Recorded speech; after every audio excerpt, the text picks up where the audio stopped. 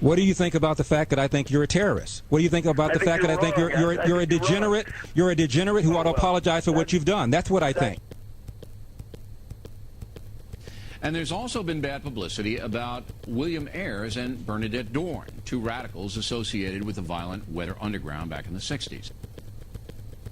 His answer was he's some guy in the neighborhood. Yeah, some guy. Some guy. Some guy that wrote his book. This is a guy that's unrepentant about bombing the Pentagon, the Capitol, and New York City Police headquarters. Horrible.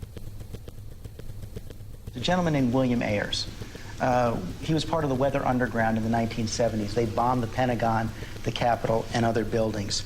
He's never apologized for that. And in fact, on 9/11, he was quoted in the New York Times saying, "I don't regret setting bombs. I feel we didn't do enough." Retired University of Illinois professor and unrepentant terrorist Bill Ayers is back, and still as unrepentant as ever. Interested to read in there about Barack Obama's friends from Chicago. Turns out one of his earliest supporters is a man who, according to the New York Times, was a domestic terrorist.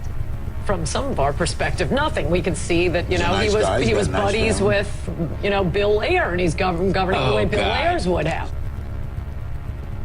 Our opponent is someone who sees America as imperfect enough to pal around with terrorists who targeted their own country.